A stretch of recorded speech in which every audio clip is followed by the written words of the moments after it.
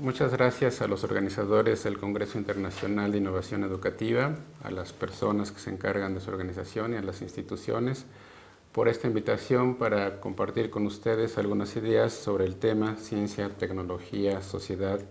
y su vínculo con los procesos educativos. Lo primero que tendríamos que comentar para abordar este tema es algo que es obvio para todos nosotros, y es que durante el siglo XX y lo que llevamos el siglo XXI, la ciencia y la tecnología han tenido un desarrollo sin precedentes en la historia de la humanidad, y esto se debe a lo que muchos autores han venido llamando en los años recientes la revolución tecnocientífica, que ha dado lugar a dos fenómenos con los cuales también todos estamos familiarizados, aunque el significado de los conceptos que se utilizan para referirse a estos fenómenos varía mucho en diferentes autores, en diferentes contextos, según se trate de contextos políticos, de contextos educativos, de contextos académicos, y son los fenómenos que llamamos usualmente el de la globalización y el advenimiento o el tránsito en el que estamos hacia las llamadas sociedades del conocimiento. Quisiera entonces hacer hincapié en que la llamada revolución tecnocientífica que tuvo lugar en el siglo XX debemos verla en una perspectiva histórica. Ha tenido un impacto tan fuerte en la sociedad y en el ambiente como lo tuvieron otras revoluciones que vale la pena mencionar como revoluciones en la misma línea que llevaron a esta revolución tecnocientífica. En primer lugar, la revolución científica, es decir, el surgimiento de la ciencia moderna en los siglos XVI y XVII, que tuvo un gran impacto sobre todo en la ideología, en la concepción que tienen los seres humanos de sí mismos y de su lugar en el universo. Pero por otro lado también tenemos que mencionar a la revolución industrial del siglo XVIII, que fue una revolución tecnológica que se desarrolló independientemente de la revolución científica y que tuvo un impacto en la sociedad que cambió radicalmente la sociedad en el planeta entero. A esta revolución industrial se debió la transición de las sociedades agrícolas a las sociedades precisamente industriales, que obligaron a la migración de muchas personas del campo a la ciudad en busca de fuentes de trabajo, y entonces se dio el crecimiento de las grandes ciudades, particularmente en Europa, donde se dio sobre todo este fenómeno inicialmente, pero que tuvo consecuencias que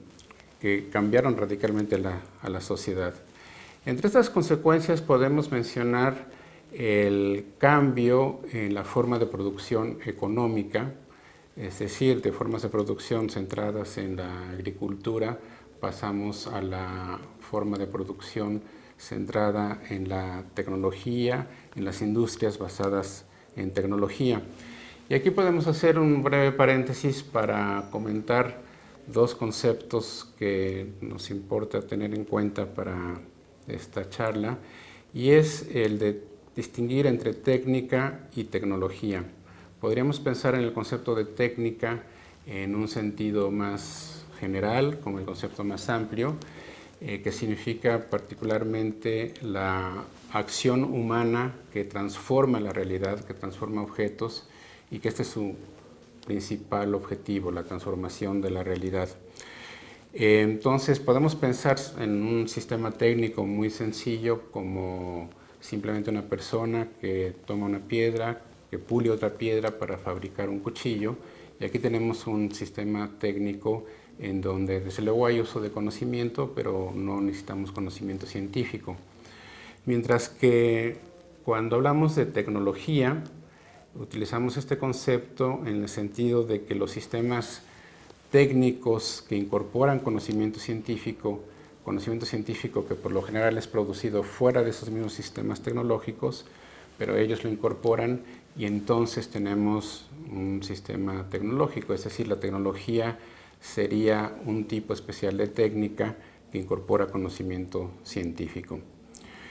Junto a estas dos grandes revoluciones podemos mencionar también otras revoluciones estrictamente en el campo científico que tuvieron lugar a lo largo del siglo XIX y principios del siglo XX, como el advenimiento de las geometrías euclidianas, el surgimiento de la mecánica cuántica y de la teoría de la relatividad a principios del siglo XX, que significaron un gran cambio en las concepciones científicas acerca del mundo, pero que también obligaron a una reflexión sobre la propia ciencia y sobre su desarrollo, que dio lugar a principios, en las primeras décadas del siglo XX, a la profesionalización de la filosofía de la ciencia. Pues bien, en el siglo XX entonces ocurre otra gran revolución que es muy distinta a las anteriores, pero que tiene consecuencias en la sociedad y en el ambiente tan impactantes como estas otras dos revoluciones, la científica y la industrial a las que me acabo de referir, que es la revolución tecnocientífica. Muchos autores mencionan, por ejemplo, al proyecto Manhattan, a la producción de la bomba atómica, como un caso paradigmático donde se genera un nuevo tipo de sistema de generación de conocimiento, de producción de conocimiento, pero que también es al mismo tiempo un sistema de intervención en la realidad social y en la realidad de la naturaleza, y que por esta razón se le llaman sistemas tecnocientíficos, porque tienen por un lado la característica de los sistemas técnicos de intervenir en la sociedad o en la naturaleza, de buscar la transformación de esa realidad. Pero a diferencia de los sistemas tecnológicos tradicionales a los que me refería hace un momento, los sistemas tecnocientíficos, como el sistema que se tuvo que conformar para generar la bomba atómica, no solo incorporan conocimiento científico que se ha producido en otras partes, digamos dentro de los sistemas científicos tradicionales, sino que ellos mismos, estos mismos sistemas, generan conocimiento con las características del conocimiento científico. Es decir, que desde el punto de vista epistemológico es un conocimiento que satisface las condiciones que pedimos al conocimiento científico, pero se genera dentro de estos sistemas para tratar de comprender y resolver una serie de problemas que son los que esos sistemas están tratando de enfrentar. En el caso que estamos poniendo como ejemplo de la bomba atómica, pues había una gran cantidad ya de conocimiento de física atómica para la época en que se creó este sistema tecnocientífico, pero el mismo sistema tuvo que resolver una diversidad de problemas propiamente científicos por un grupo de científicos que formaban parte del equipo que está desarrollando estos trabajos y implementando este sistema, haciendo que operara este sistema tecnocientífico. Junto con los grupos de científicos también trabajan grupos de tecnólogos, porque también hay una serie de problemas estrictamente técnicos y tecnológicos que resolver, que son los que participan dentro del sistema en relación con los científicos. Pero otra característica de estos sistemas tecnocientíficos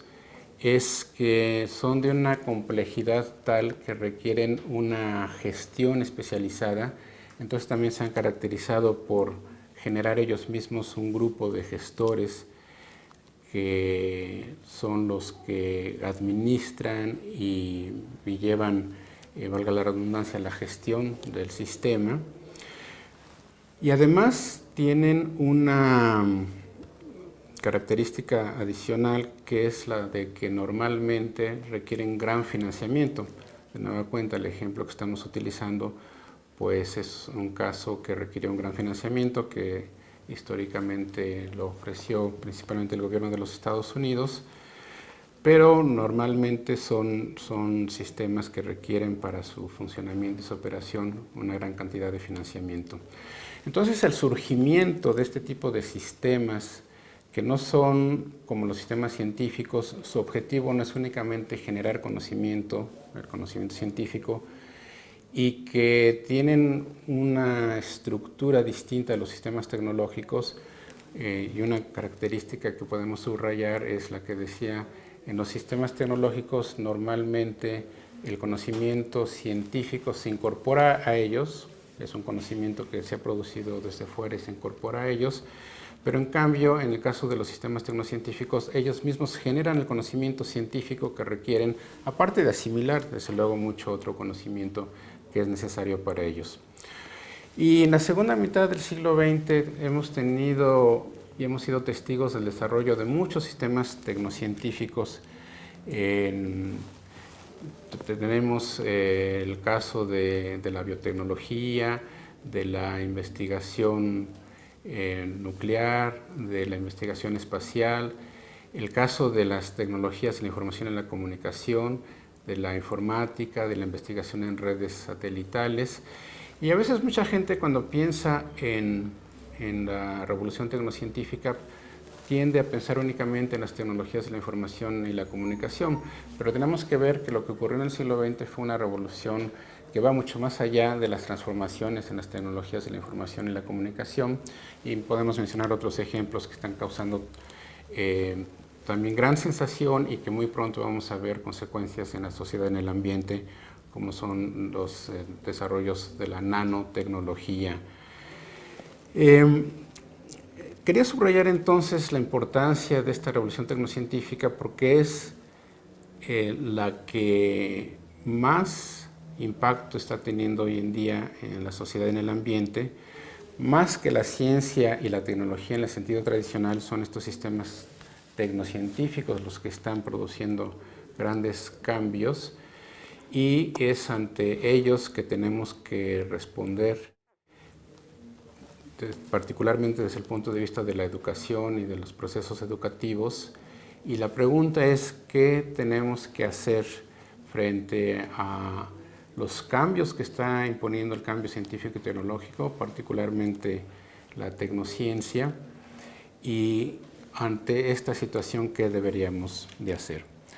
Pues otro concepto, como mencionaba yo, que se ha puesto en boga y que es también una consecuencia de estas transformaciones que se dieron en el siglo XX,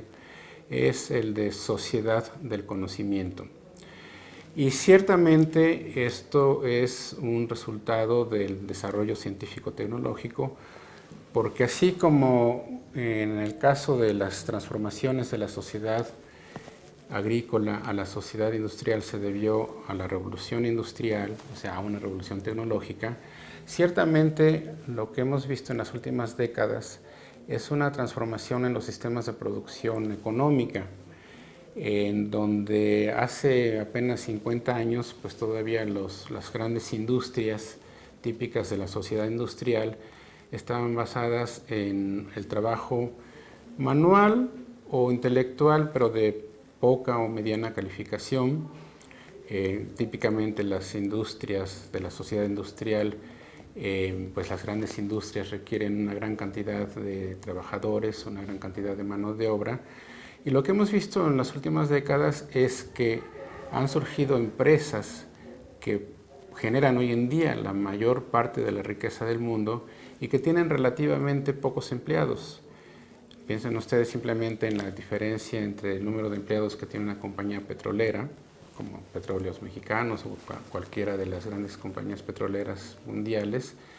y el número de empleados que tienen las empresas típicas que están abriendo esta brecha hacia la sociedad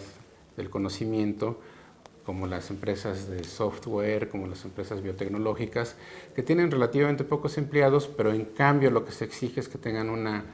muy alta calificación, que sean trabajadores intelectuales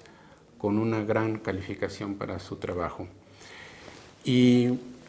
aquí enfrentamos un desafío que es importante subrayar. Así como la transformación de la sociedad agrícola en sociedad industrial a partir del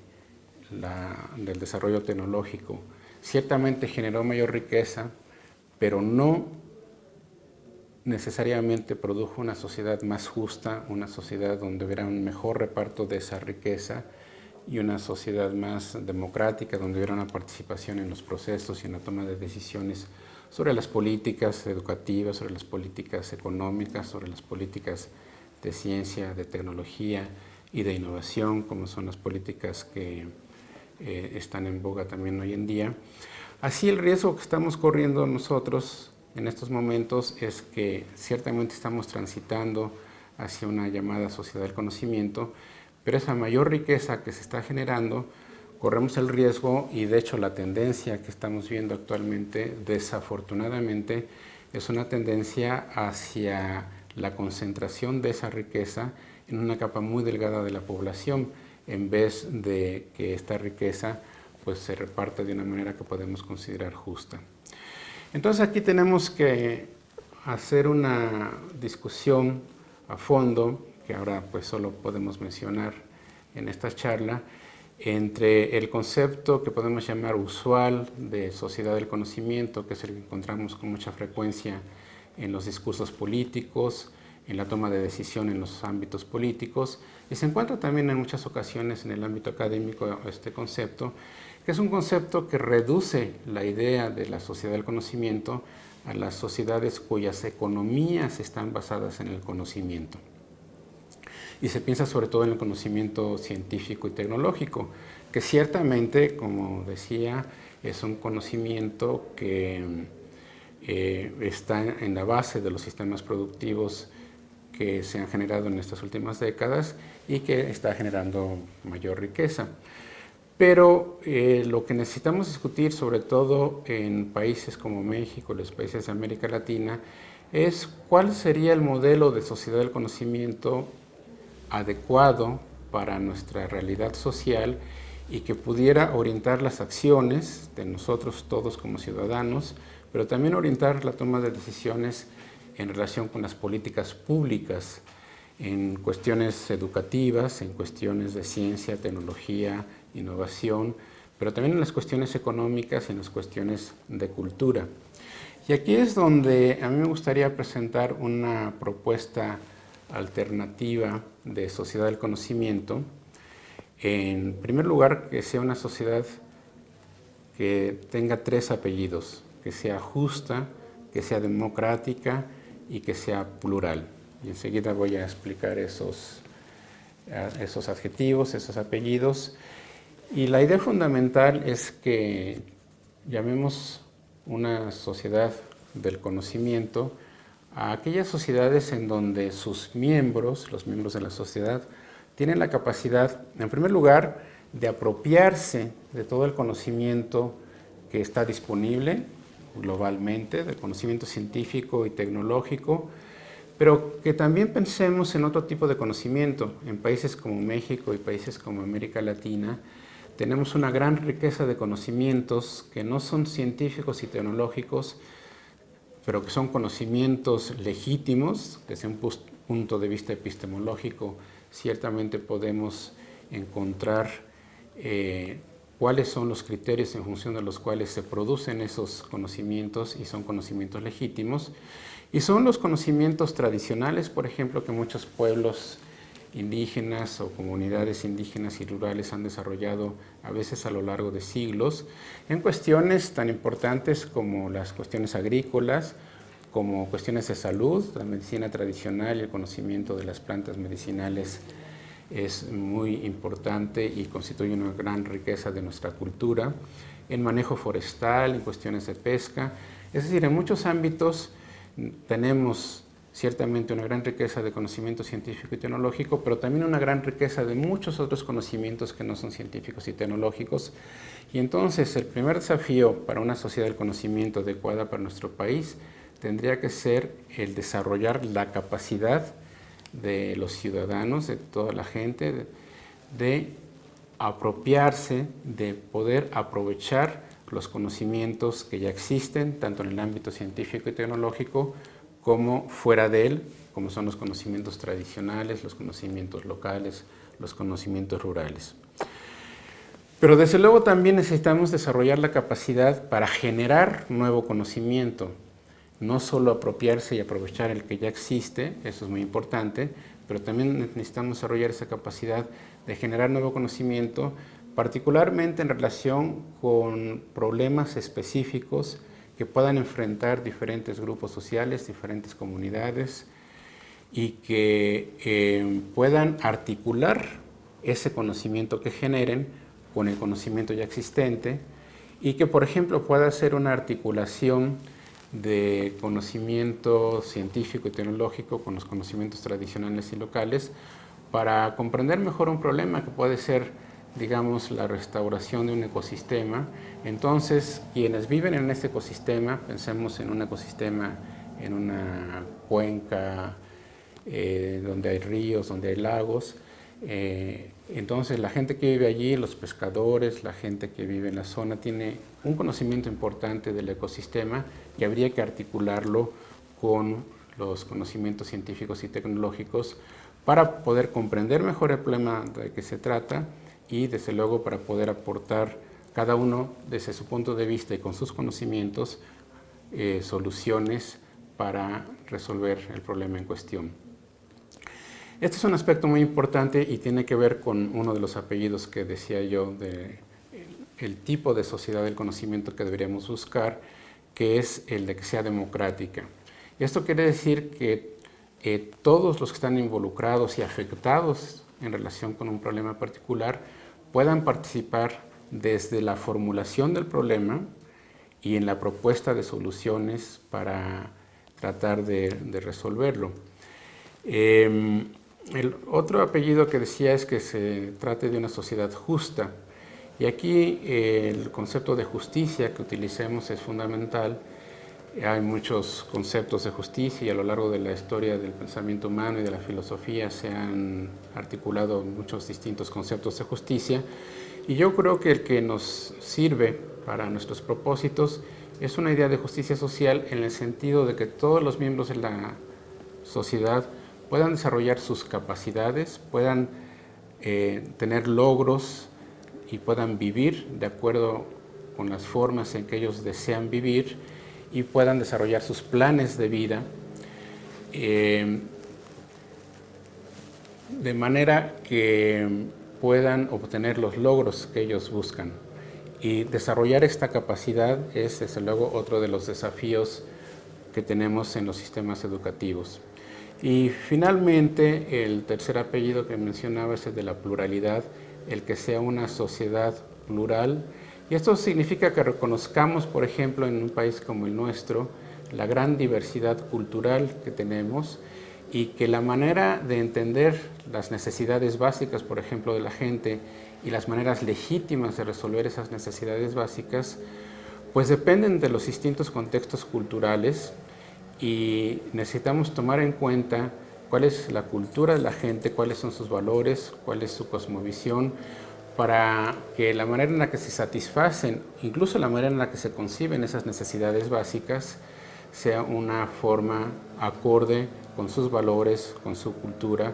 y que la propuesta de soluciones y la forma de satisfacer esas necesidades pues sea aceptable para las personas, y de esa manera tengamos una mayor garantía de que vamos a poder lograr que participen en la solución de los problemas. Todo esto que hemos estado comentando plantea retos fundamentales para los procesos educativos, para los educadores, para las instituciones educativas. Fundamentalmente, subrayaría el desafío de cómo formar ciudadanos capaces de apropiarse del conocimiento científico y tecnológico, pero también capaces de encauzar el desarrollo de la ciencia y de la tecnología y el aprovechamiento de todo tipo de conocimientos en favor del bienestar social, para encaminarnos a una sociedad más justa, democrática y plural, como decíamos, y promover una relación sustentable con el ambiente. Al respecto, me gustaría subrayar dos conceptos que conviene tener en cuenta para pensar en cómo llevar adelante los procesos educativos. Uno de ellos es la apropiación social del conocimiento. Lo que tenemos que fomentar y hacer que el proceso educativo consiga es lograr una genuina apropiación social de la ciencia y la tecnología y del conocimiento en general. ¿Y qué queremos decir por apropiación social del conocimiento? Pues no significa únicamente, es importante, pero no significa únicamente que la gente comprende, la gente entienda los contenidos de la ciencia y de las teorías científicas, por ejemplo, sino lo más importante es que pueda incorporar en sus prácticas cotidianas, en sus prácticas sociales, una serie de elementos que provienen de la ciencia y de las prácticas científicas, que son las representaciones mismas que producen las ciencias, es decir, representaciones acerca del mundo que producen las prácticas científicas y que la gente puede incorporarlas a sus prácticas cotidianas. Para mencionar un ejemplo trivial, pues nos gustaría que la gente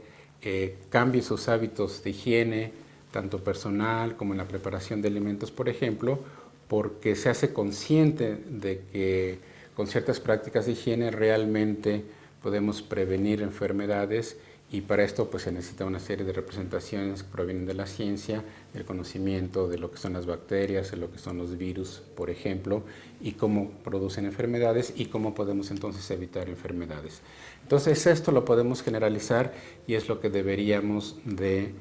desarrollar desde el ámbito educativo, promoviendo esta apropiación social de la ciencia, que significa una incorporación en las prácticas sociales de las personas de los elementos que provienen de las prácticas científicas. Y al respecto tendríamos que subrayar también dos sentidos de cultura científica, que es también parte del proceso educativo, promover la cultura científica y la cultura tecnológica. Pero tenemos que pensar que por un lado está la cultura de las comunidades científicas y de las comunidades tecnológicas. Si entendemos por cultura el conjunto de representaciones, el conjunto de normas y de valores que forman parte de esas prácticas, y también las acciones y el tipo de acciones que se realizan dentro de esas prácticas. Y esa cultura pues es la que se ha venido desarrollando a lo largo de la historia de la ciencia, de la tecnología, y es parte, claro, también del proceso educativo fomentar esa cultura, fortalecerla y hacer que se desarrolle. En países como México necesitamos ciertamente un fortalecimiento de la ciencia y la tecnología, que significa un fortalecimiento de la cultura científico-tecnológica en ese sentido. Pero el que nos importa todavía mucho más es el sentido de la cultura científico-tecnológica, que no es la cultura de las comunidades científicas y tecnológicas, sino es la cultura que puede tener el ciudadano de la calle, que podemos tener todos como ciudadanos, y que tiene dos aspectos, que por un lado significa lo que mencionaba hace un momento, la incorporación de las representaciones de normas y de valores y de formas de actuar que provienen de las prácticas científicas y tecnológicas mismas, pero que también tiene que ver con las representaciones, las normas y los valores y las actitudes hacia la ciencia y la tecnología, y la forma en la que evaluamos el desarrollo científico y tecnológico y sus consecuencias. Y aquí es lo fundamental, aquí lo importante es cómo podemos encauzar ese desarrollo científico y tecnológico a favor de la sociedad, para producir una sociedad más justa, para lograr un mayor bienestar para la población en general. Y aquí tendríamos que subrayar varios contextos de la ciencia, pensar que la ciencia no es únicamente la investigación científica, desde luego la investigación científica ocupa un lugar primordial, pero también la comunicación pública de la ciencia es otro contexto que tenemos que ver como parte de la ciencia misma, como un contexto de la ciencia misma, y desde luego la enseñanza de las ciencias es parte del contexto de la ciencia misma, y es en donde tenemos que contribuir a esa apropiación social de la ciencia y al desarrollo de la cultura científica en el sentido en que acabo de mencionar. Y por otro lado, también me gustaría mencionar que podemos hablar de tres tipos de representaciones sobre la ciencia, la que podríamos llamar la científica, que es la que tienen las comunidades científicas mismas acerca de ellas mismas y acerca de su quehacer, acerca de la ciencia, y podemos decir lo mismo en relación con la tecnología. Podemos hablar de la imagen pública de la ciencia y de la tecnología, es decir, lo que la gente en general piensa, sus actitudes hacia la ciencia y la tecnología. Y aquí es donde tenemos que incidir, en el proceso educativo tenemos que incidir en lograr una imagen pública de la ciencia que sea adecuada a los valores que la sociedad desea desarrollar para que la ciencia y la tecnología tengan un impacto benéfico en la sociedad y en el ambiente y que puedan controlarse los efectos negativos cuando los hay, porque desde luego los hay, también en la sociedad y en el ambiente. Y para esto, para constituir esta imagen pública de la ciencia, pues tenemos que echar mano de la imagen científica de la ciencia, es decir, de la que tienen los propios científicos y tecnólogos, pero también de la contribución de las disciplinas que toman a la ciencia y la tecnología como su objeto de reflexión, pues la filosofía de la ciencia y de la tecnología, la sociología de la ciencia y de la tecnología también, la historia de la ciencia y de la tecnología, y hoy en día también la economía de la ciencia y de la tecnología, que han hecho contribuciones muy importantes para comprender a la ciencia y a la tecnología, y entonces debemos tomar en cuenta todos estos elementos y mediante los procesos educativos tomar elementos de la propia imagen científica de la ciencia y de la tecnología, de la propia imagen filosófica que proviene de las disciplinas que trabajan sobre ellas, para ayudar a constituir esa cultura científica y tecnológica en el sentido de la cultura que tienen todos los ciudadanos. Es decir, lograr más adecuadas representaciones sobre la ciencia y la tecnología, sobre el conocimiento en general,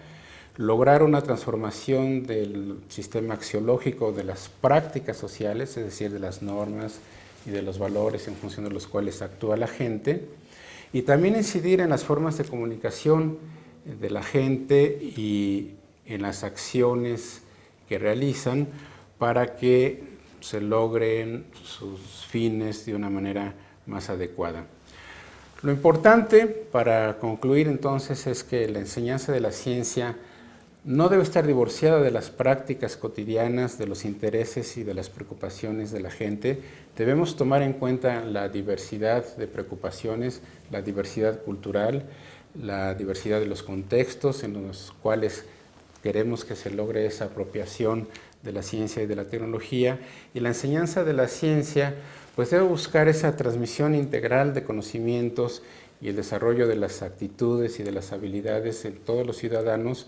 para que puedan formar parte, y con esto me gustaría terminar, de lo que podríamos llamar redes sociales de innovación. Estas redes sociales de innovación, el concepto de innovación también es un concepto que se ha puesto en boga, suele pensársele también en un sentido estrecho, economicista, pensando en la transformación, en la producción de artefactos o en la transformación de servicios que puedan colocarse exitosamente en el mercado. Pero